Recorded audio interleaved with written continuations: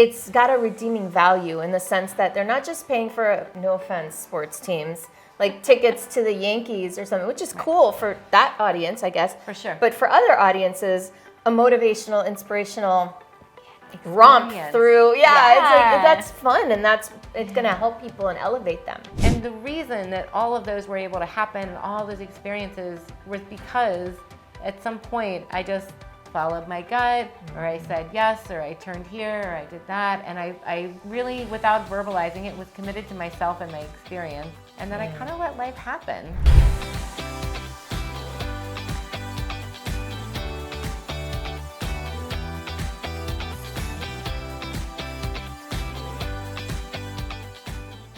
And now part 3 of LeeAnn and her one-woman show. Fancy meeting me here. So you've got a director. The director's helping on a technical side, interpreting, leading, coaching you. Yes. What else is involved? Is that it? The rest of it, I don't know, honestly. I've never worked with a director I mean, I would before. imagine there's a whole promotional component. Well, yeah, from the director, I don't know what else I'm going to do. But yes, there's a whole promotion.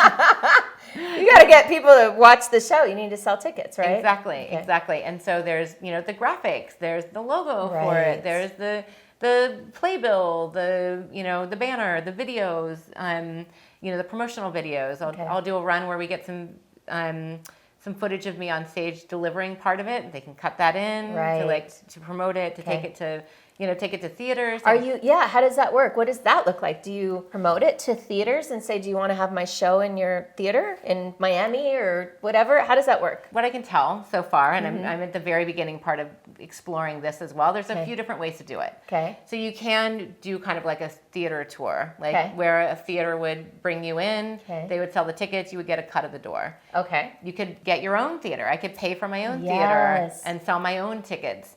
And then, keep whatever. And keep more revenues potentially. Potentially, yes. You can also get an agent, much like you would as an actor or singer. Oh. And then they can sell you. I like that option. I know.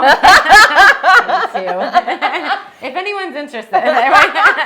You could send this video. Yeah. I mean, you can do that. There's festivals you can go to. If you think about it in terms of it's a piece of entertainment. Yeah. Then it could be, people could hire you to deliver it at their conference or their meeting. Exactly. It's kind of like, the night before, instead of having a musician, to get people into the city early, have my show. Yeah. So there's, especially if it's redemptive. I don't know if that's a word, but it's got a redeeming value in the sense that they're not just paying for, no offense, sports teams, like tickets to the Yankees or something, which is cool for that audience, I guess. For sure. But for other audiences, a motivational, inspirational romp through. It's like, that's fun, and it's going to help people and elevate them. Right. Exactly. So so the cool thing is the possibilities are endless. Right? It's really going to be what feels good to me. And you're just tuning into that right now. You haven't even decided. I witness a lot of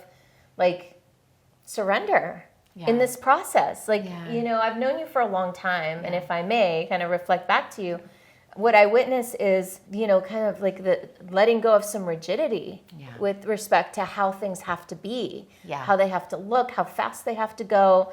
I just witness such a willingness to dance with life and dance in the mystery, as we like to say. Well, thank you. You've helped me with that tremendously. And it's interesting. Years ago, I was thinking about life and some of the cool experiences I had in life, and I think I can't remember what it was, but there was something I was really kind of attached to happening, and so I made up this exercise on a plane one time, and I just thought, what are some of the really cool experiences I've had in my life? Just moments when I felt just pure joy, just so lit up.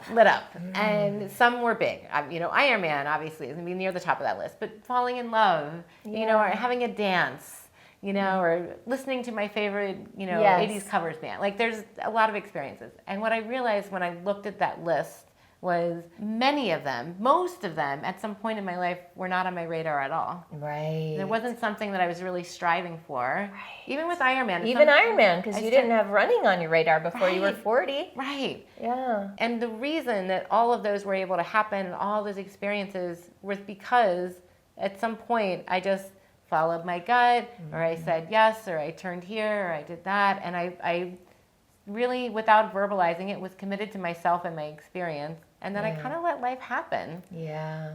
And just followed like what felt joyful. Yeah. And if you can live in that vein, then there's so many more experiences that are open to you. There's so many more things. There's things that can happen right now that we're not even thinking about. They're not even on our awareness. Certainly. I mean, if the last 2 years taught us anything. Exactly. And so we can kind of like tap in and just know that it's all unfolding in the exact perfect way. Know that we're being led. Know that the key is staying present and tuning into that. Then who knows where it will go. So we've touched on a lot of points around doing this one-woman show. What else is there? Is there anything else that you want to share about that you feel would be helpful to our YouTube audience? Just to have an open heart for it, right? And know and to let this be an example. So obviously, I would love for people to come see the one-woman show. Okay. And we'll give you information on how to do that. Yes. And the real whole goal with it anyway is for people to get inspired to look at what's their version of it. Yes. Like, it doesn't have to be a show. What's their version of, maybe they start journaling, maybe they, maybe they run a 5K, maybe they learn how to bake the best chocolate chip cookie. Are you going to talk about that? That's a good one. I vote for adding that one in there. I know your chocolate chip cookies are famous. I will take your ideas under consideration. I will invite myself to consider. You to consider. So the last thing I want to ask you about with the One Woman Show is quick story of how did it get its name? Well, it was a combination of Limu's genius. Limu is the coach that's guiding her on this journey. And our creativity around it. We literally, we're brainstorming, right? Like, what is it about? And what do we want people to walk away with? And we realize it's the story, yes, of me. It's autobiographical of my journey. And we want people to see a different version of themselves.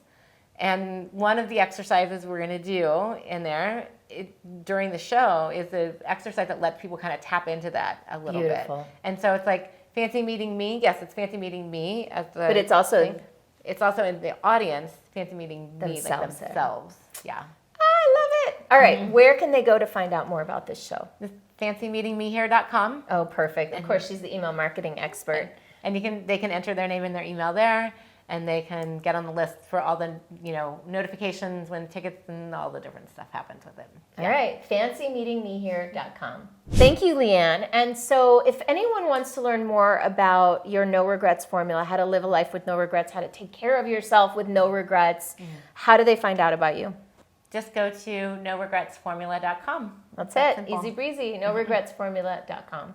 It's interesting because with the running and the Ironman, like there's kind of like specific goals that you're achieving when you're doing that. And so I think that kind of has woken me up. Got it. And yet there's this whole other side to it of, what do you fuel your body with, and how do you move, and what do you do to keep your mindset in check? And what those allow you to do, if you think about like a car engine, right? Yeah. You don't just align the wheels and forget about the engine. That's right. You align the wheels and you check their air pressure, and then you also change the oil and you make sure there's gas in the car. There's a lot. And so you do all of those things to make sure that the engine and the car are running at top performance. Right. Your body and I think body and mind, like it's like a car. It's body mind.